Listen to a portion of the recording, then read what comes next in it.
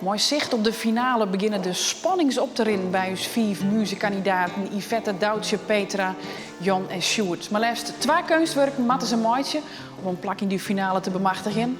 En de tijdsdruk en twijfels nemen ta. Waar gaat naar huis en waar bloot bij huis? Dit is Muze.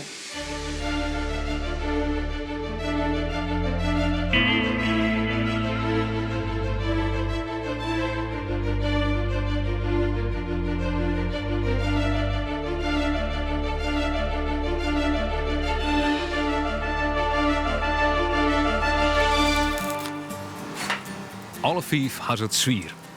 Jan is enthousiast uit eindzet, maar vindt het knap lastig om een beeld van hemzelf te maken. Yvette wil haarzelf zinlitten met Botterswoord. Doutje maakt een fotomaatje die haar vrouw in één beeld zinlitten kan. En Petra is vol slijn in vertwijfeling rekken over haarzelfs. Sjoerd had een collage maken en vertelde Miranda hoe zijn mem. Zijn mem wie sportief en dat had Sjoerd dus net van een vreemd. Hij draaft geregeld marathons. Dus is er intussen voor het eerst on het schilderijenslijn. En daar is er aardig tevreden over. En hier moet je kijken, als je het van dichtbij ziet. Een aardappelzetmeel. Dat geeft een vet mooi effect. Ja. Beetje ruw. Ja. Vond ik wel leuk. Zelfportret, hè, van mij. Chef. Nou, en ik heb... Ja, je moet 2 werkstukken. Dus ik heb deze ook geschilderd van de week. Ook een zelfportret, maar heel anders. Het is mystiek-achtig. Je moet het eerst even wat langer zien. En dan heb ik deze gemaakt. Die had ik toen al, hè, na dag 1. Vorige week, ja. Ja. Nou, en die komt dan hier. Oké. Tenminste. En dan ben ik dit. En dit is mijn blik op de wereld. Want dat willen ze graag, hè? En dan ga ik Maar dan maakt Miranda een opmerking die hem in één keer uit het leed slacht. Dus kan ik denken, dit doe ik op de middelbare school. Oh, en bedankt. Dit zijn mijn gedachten, hè? Zo moet je het zien. Of zo. Snap je? Sjoerd schrikt van de kritiek en bekent hierin dat er flink twijfelt om zijn eigen kwaliteiten. Voor het eerst is hij bepaald net meer wis van zijn eigen zaak. Ja, of sterk genoeg is voor de finale, dat weet ik niet. Maar ja, daarom wilde ik nog met een hele mooie presentatie komen, maar... Maar horen we de komst nog wel maar iets? Nou, ik hoop dat er wat binnen schiet. Oei. Is Jimmy nou voor het eerst wat twijfel bij mij? Nee. Ik twijfel niet, hoor. Boetenbeeld zet Sjoerd even koffie en komt dan Samar maar een bekentenis. Ik zit te twijfelen of ik nog wel verder wil. Ja, dat heb ik wel eens vaker gehad in een wedstrijd. Ik loop tegen van alles aan, natuurlijk. Natuurlijk, maar dat jet bij het hele proces, toch? Ja, maar daarom zei ik dat even. Zo van... dat ik dat misschien nu even heb, maar dat kan morgen zomaar weer omslaan. Maar er is ook niks mis mee, dat je twijfel hebt. Oh.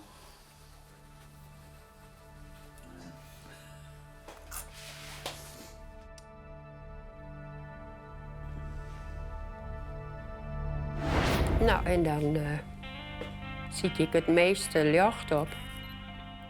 Twijfel ek bij Doutje.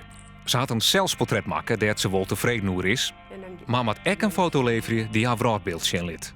In de natuur had ze een paar mooie nije plaatjes maken. Maar ze wagen toch om maar weer een foto uit haar archief te halen. Maar jou is die nou voor de volle 100% van Muze? Of zit er een stukje reserve nog? Ja, ik vind het gewoon heel lastig. Wat ik heel lastig vind, is gewoon dus in de wereld te staan om aandacht te krijgen. Dat is voor mij onveilig. En dan denk ik, heren, waar ben ik hier aan begonnen? Weet je wel? Ja. Voor Yvette is het lastig om genoeg tijd te vinden voor haar opdracht. Ze had een druk bedrijf en kan eens alleenig in de weekend onder slag als er net werken wordt. Om zo nou dan even aan alle drukte van het ondernemerschap te ontkomen, gaat ze geregeld een eindje te varen. Waar komt het hele nuchtere waai? Of die zelfredzaamheid? Nou, ik denk vooral opvoeding natuurlijk. Men ben heel jong dat ze ben hier, dus die en vrij modern. Dus die ben echt van zelf redden en doe het zelf maar. En, Hoe dan? Nou ja, gewoon als er bijvoorbeeld spijbelen, hier gesquallen, dat mocht dan wel. Ik mocht eigenlijk altijd alles. Yvette zal nog stevig puzzelen matten om haar bureau draaien te litten en op tijd kleer te wijzen met haar muzeopdracht. De dag dat ze het werk presenteren mat, komt gauw dichterbij. Wilst Yvette het wetter opzieket, gaat Jan het liefst naar de Vogelsta. Zijn leven lang al bestudeert de besten om ze zo goed mogelijk na te tekenen of er sculpturen van te maken. Nou, zo komt het de voetbal niet ben. Ik kon dat nooit loslaten. Ja, als ik een dag na teken heb ik net niet een dag geleefd. Al die liedje tekenetjes, ja, dat ben ik gewoon een beetje bezig. Dat vond ik wel leuk. Ik denk ergens hoe wie dat in de wereld. Jan had de rest van de natuurrijk hut nodig om de extreme drukte in zijn holle te bedimmen. Toen ik jong weer, wie dat een ramp. Maar ik krijg geen ADHD, nee, dat heb ik helemaal niet. Maar op een gegeven moment denk ik, het broest in mijn hollen. Soms denk ik mijn hollen wel door. En op een gegeven moment, nou ouder wordt, is het beheersbaar. Dus dan krijg je het er beter hoe zien. Vorige week al wie er druk aan het lasje om te een goed zelfsportret te komen. Intussen is dat haast klaar.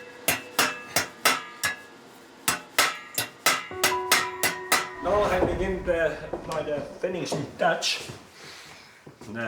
Ik krijg het nou klaar en ik zit nou te denken, nou, hier een paar plukjes hier en dan moet het ongeveer wijzen.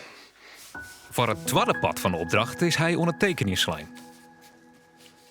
Dit is die blik op de wereld door things in cartoons? Of dat door just nooit nijs en dan... Ja, sugar nice en dan verflits ik... Dan is dit wat in die holle gebeurt? Ja, ik heb al een beetje opskeund wat ik precies wil en dan komt op deze rol te staan.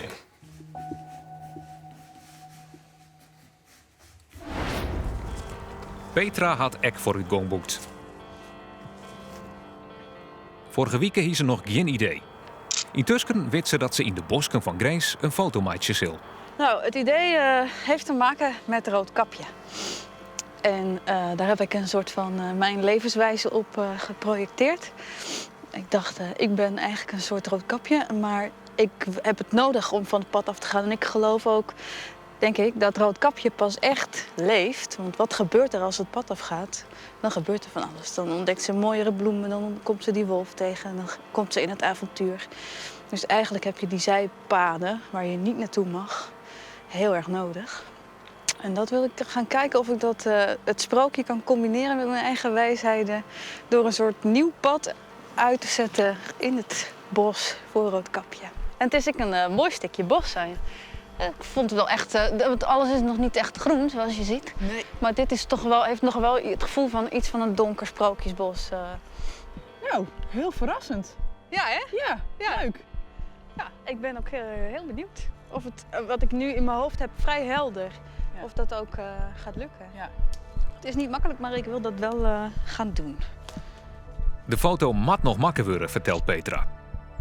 Omdat ze zelfs in beeld staan had ze van de jury tasstemming vregen en kregen om een oor op het knopje drukken te litten.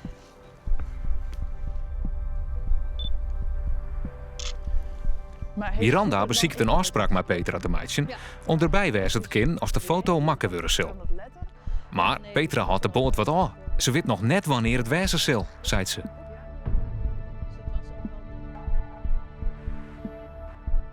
Maar dan, als ze afski nam haar, belt Petra Miranda. Ze biecht het op dat ze liegt had en dat de foto al mak is. Daar woe ze beslist geen vreemde eigen bij haar en daarom had ze dit verzwijt voor Miranda.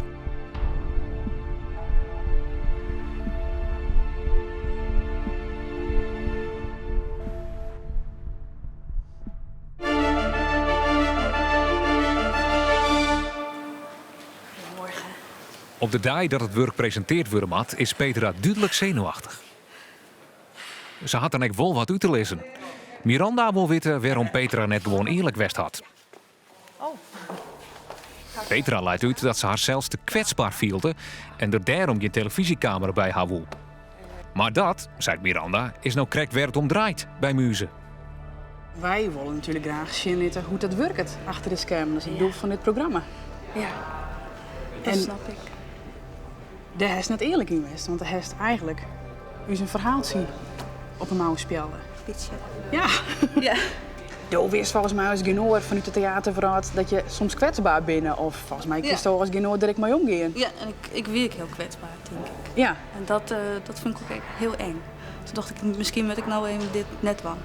Nee, maar als je er dan net eerlijk op bent, Ja, dat vond ik dat is net fijn. of ben er dan orenredenen? Nee. Nee. Ik vind het jammer dat ik daarover heb moeten liegen naar jullie toe. Ja, dat is een bewuste keuze. Je kind, ik zei van jongens, ik heb de fotoshoot al dien. Ja. En nou vertel ik Jim hoe ik je stien heb en wat ik dien heb. Ja. Ja, dat had ik misschien beter kunnen doen. Nou, op naar de beoordeling. Ja. Ja. Oké. Ja.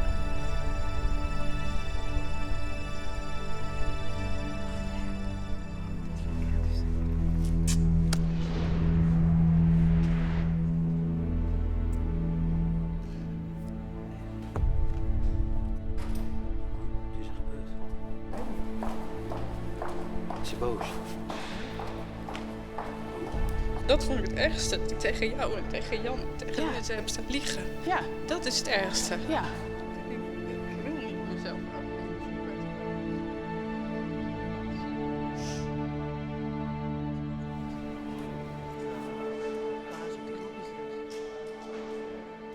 Petra is bot oondien en weet net meer of ze nog wel verder wil met muzen. Ga je mee? De druk van de camera en het schuldgevoel drukken als een leed op haar schouders. Dat is ook wat.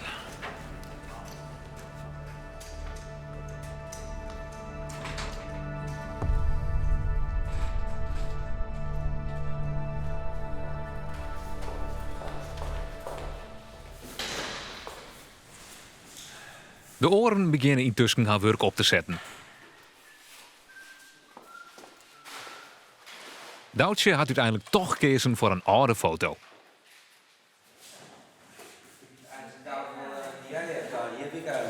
Dit vind ik het allerzwaarste wat ik ooit gedaan heb. Ja? Ja, Waarom? zelfportret. Iets gevoeld. Omdat het dichtbij die zelf Ja. komt, ja? Ja, alle woorden juist die jongen toch bezig. En van de morgen tijd, ik dacht, nou, en toen hiek ik me nog.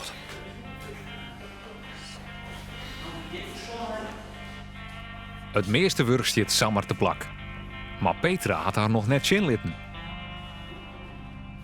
En Sjoerd, die krijgt echt wat last van de stress. Nee.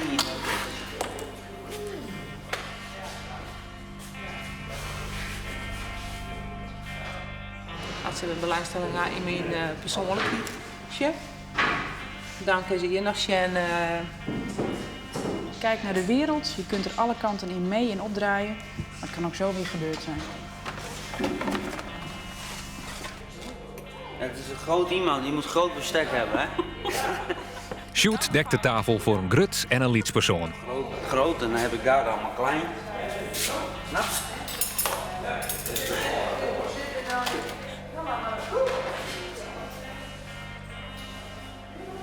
Van Petra nog heel tijd geen teken. Hoewel, boeten de seel had ze een paar sporen uitlijn. En dan, op de valreep, stapt ze toch de expositieruimte in.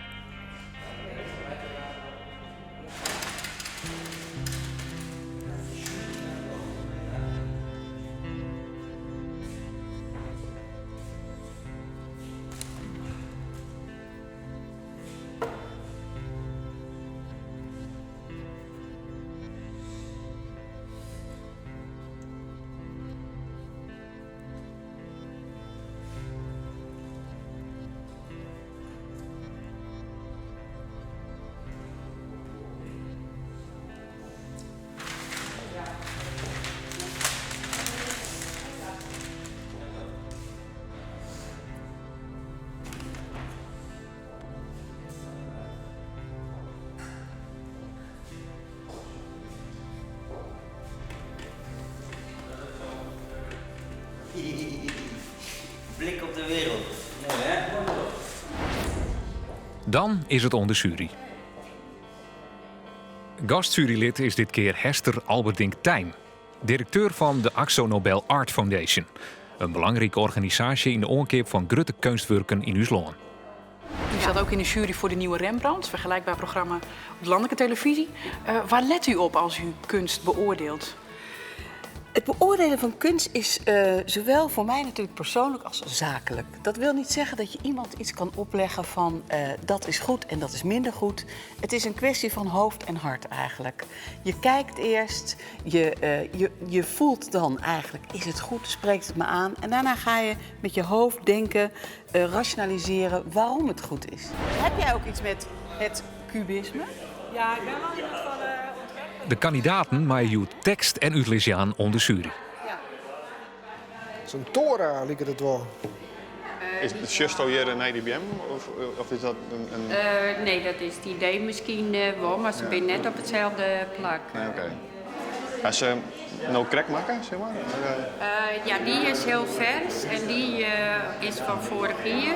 Oké. En die hier ik nog weer proberen in zwart-wit. Ja, dat vond ik wel heel moeilijk, hè? Want het is wel een heel groot probleem natuurlijk, hoe jouw kijk op de wereld. Ja. Nou ja, dit is wel een mooie vorm. Ja. Dit is wel een beetje wat verbeelderd wat elke hier wel had, hè? Zo'n top die dan draaide. Maar dit is dus eigenlijk, dat is jouw zelfportret en dit is het actuele wereldbeeld. Ja. Maar die is vrij van, die Saskia even per mail van mij die foto, maar dan hoorde de knopje drukken. Ja, dat is bij die foto gebeurd. Die is zelf Die heb ik zelf gemaakt. Ja. Oké. Ja, achter de spiegel van de kast. En Ja. dan het schermpje van de camera kun je dan in de kast zien. Ja. En zo heb ik bepaald van elke keer een beetje draaien van wat wordt het juiste shot. Hey, hoe heb jij dit gedaan? Want die heb je echt op die boom? Ja, het zijn die botjes ingemonteerd. Of heb je ze erop gespijkerd? De botjes die daar liggen, die heb ik op de boom gespijkerd. Maar het lijkt dat Ja, dit perspectief loopt een beetje. Dus ik twijfelde even. het komt omdat ze allemaal andere kanten een beetje opwijzen. Ja. En wat is nou deel zelfportret? Alles. Alles, hè? Dit en dat. Dus je hebt zelfportret en je wereldbeeld, dat heb jij niet gescheiden. Dat vind ik ook wel goed. Je laat het gewoon in één zien. Jij kan jezelf, zie je ook niet los van die wereld natuurlijk. Nee. Dan matten de kandidaten de seel uit. De jury mat zijn gedachten opmaatje. Het valt me net daar, in het algemeen. Het is niks waarbij ik denk, wauw, dat is echt, dat pakt me. Het zorgt het mij. Dus ik vind het verrekte moeilijk. Het is in het algemeen vrij gemiddeld. Het moet je wel pakken en moet je in beweging zetten keus. Nou ja, dat heeft toch maar innig. Zorgt er dat. Ik zeg net dat het fantastisch is. Er zijn heel veel zwakke elementen in. Maar hij is de eerste die mij nou echt prikkelt. Bijna niks is volledig goed. Daar ben ik het helemaal mee eens. Maar er zit wel potentie in. En een aantal van die kunstenaars, daar kun je echt van zeggen van... wij kijken natuurlijk allemaal, zoals we hier staan, met een heel professioneel oog. Dit zijn toch amateurs. Maar dat vind ik nogmaals een hele moeilijke keuze. Want ik vind er werkelijk toch heel veel in zitten. Alle werken. Maar de drie verste juryleden werden beslist minder enthousiast over deze opbrengst. Saskia. Ik twijfel echt tussen hun twee.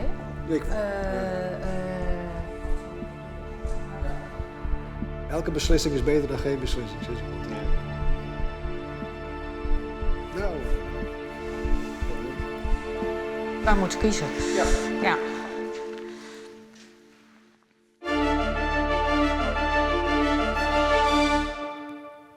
Petra, Doutje, Jan, Yvette en Sjoerd. Het is je net makkelijk maken daar om de tijd. In 2 weken tijd, 2 kunstwerken maatje, de tijdsdruk speelt een rol, het invloed op het creatieve proces en één kind er beter mee omgaan als de oor. En alle 5 willen je hem heel graag naar de finale, toch? Maar er is maar plak vertrouwen. Ik jou eerst het woord aan juryvoorzitter Saskia Bak. Ja. Miranda zei het al, jullie hadden een lastige opdracht. Het was ingewikkeld en het was moeilijk. Wij vonden als jury dat geen van de werken echt 100% overtuigend was. Dus geen van de werken hadden we zoiets van, dit is het. Het staat als een huis, dit is het helemaal. Nou Jan, wij hebben genoten van je kop. We vonden hem een ontzettend mooi gemaakt, wederom. Zoals je eerder met de vogels liet zien. Het is heel ambachtelijk en het is heel knap. We vonden de idee van de rollen met de tekeningen ook heel mooi gevonden. Het harde van de kop met de mooie, zachte, wat vluchtige tekeningen, dat vonden we heel goed. Alleen, in kunst gaat het er ook om dat het iets met je doet. Dat het blijft hangen, dat het vragen stelt. En dat misten we bij jou een beetje. Sjoerd, wij vonden dat je heel erg nagedacht hebt over wat we vorige keer tegen je gezegd hebben. Denk er goed over na wat je precies neerzet, wat je plaatst, waarom, wat het vertelt, wat de boodschap is. Maar ons advies blijft staan. Nog beter nadenken en nog meer focussen. En dat was ook meegegeven aan het begin van de opdracht. Doutje, jij bent echt van het vertrouwde pad afgestapt. Nou, wij waren ontzettend gegrepen door het indringende oog. Dat heb je heel erg mooi gedaan. En we waren ook gegrepen door de manier waarop je met licht omgaat. Nou, is dat natuurlijk een ding van fotografen, dus dat moet je ook echt kunnen, maar dat heb je goed gedaan. Daar waar we het oog heel scherp vonden en heel mooi vonden we het bos minder overtuigend. Dat was toch een beetje toevallig. Dat was niet helemaal doorgewerkt en helemaal doorgedacht. En ja, het oog stond als een huis, het bos eigenlijk niet. Er gebeurde niet zoveel in het bos. Petra, we vonden je zelfportret heel mooi. Het had misschien wat groter gekund. Dan had het wellicht wat meer museaal geoogd en wat meer overtuigd. Maar we vonden het heel mooi. Vooral zo met dat rood, maar ook de beelduitsnijden en ook de houding, het gezicht, de richting. Over alles heb je heel goed nagedacht in het portret. De rechterfoto vonden we minder. Dus een beetje geconstrueerd. En als idee klopt het wel, dus we vonden dat je een goed concept had. Maar als foto, en dat maak je toch mee als bezoeker van een museum of een galerie, vonden we het weer een minder overtuigend beeld. Nou, en dan Yvette. We waren verdeeld bij de jury. De een die viel helemaal op de kop en de andere die viel op de tol. Maar beide eigenlijk om dezelfde reden. En wat we zelf het mooiste vonden was heel erg persoonlijk. Maar we vonden dat de tol heel mooi ambachtelijk gemaakt was. En de kop eigenlijk ook. Ook al heb je niet al dat hout uitgezaagd, maar je hebt hem wel heel mooi geconstrueerd. De prestatie als totaal vonden we weer veel minder. Dus het totaal, dat overtuigde niet erg. Dit is wat de jury betreft, wat wij nu op dit moment over de werken van jullie allemaal zeggen. En dan wil Jim vanzelfs weten, waar gaat dan terug naar de finale? En dat is om de oren juryleden om dat bekend te maken. Als eerste wil ik vragen aan Raymond om de eerste finalist van Muze bekend te maken.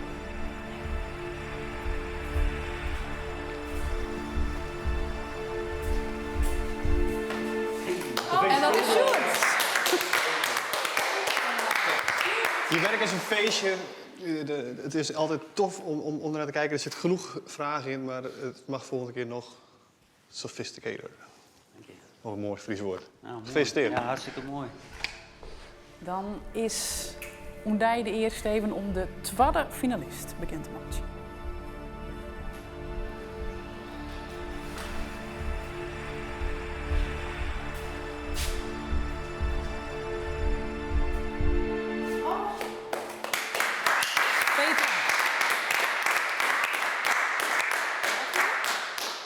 Echt weer, Petra, Oendij, finalist. Was dat dorst, maar het vooral portretfoto is de essentie van kunst. De prikkels en dan brengt dus ergens heen. Ik hoop je dat er de volgende keer nog meer wezen zit.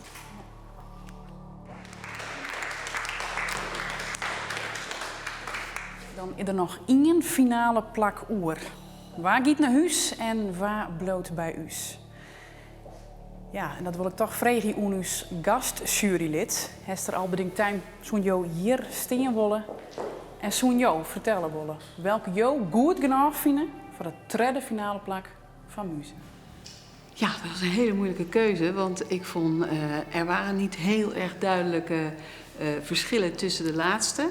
Ik heb echter gekeken naar wat mij het meest overtuigde in de potentie. Welke kunstenaar van deze 3 heeft nou de meeste potentie om nog door te groeien? Welke heeft de meeste actualiteit? En ik geloof dat ik die heb gevonden. Dan wordt nou de keuze bekendmaken. Je moet die kant oprinnen. Wordt het Doutje, wordt het Jan of wordt het Yvette?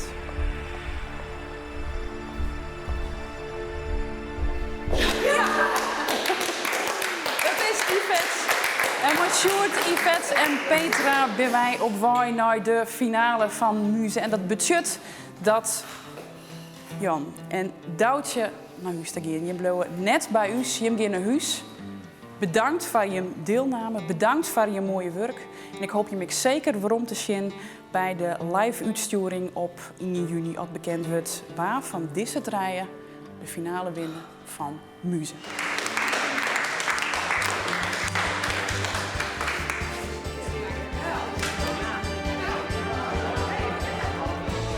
Sjoerd, Yvette en Petra moeten nou alles op alles zetten om uit al de beste werk te komen, want er kunnen maar 1 die expositie winnen in het Fries Museum.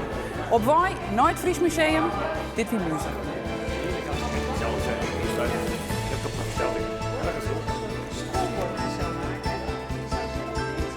Maar wat voor gevoel verliest ook de uitsturing in het Fries Museum? Mijn goed gevoel. Ja. Ja, ik ben heel fier gekomen. Het is jammer van die expositie, maar het is een oordeelpunt. Ja, de keuzes maken. Ja. En ik vond het weer hartstikke mooi dat ik online niet heb. Ik heb net dat ik zag hier kwam. Is het een ontlading? Enorm, maar dat geloof ik nog net. Mijn hart bonst in me heel echt verschrikkelijk. Best benieuwd als er al best. Nou, ik besef het nog net zo goed. Ik geloof het wel. Ja, ik doe het wel. Hij is wel op een punt staan, joh, dat is tast. Ja. Wil ik dit? Ja, dat is meer dat was toch heel graag die expositie winnen. Dus dat bloot wel drijfveer. Natuurlijk zelfs. En dan kom je de oren gewoon bij de camera bij de volgende fotoshoot. Jim Bim van harte. Oké, vind ik leuk. Gefeliciteerd. Ja, dank je. Yes. Dankjewel. Ik ben wel, hè? Ja.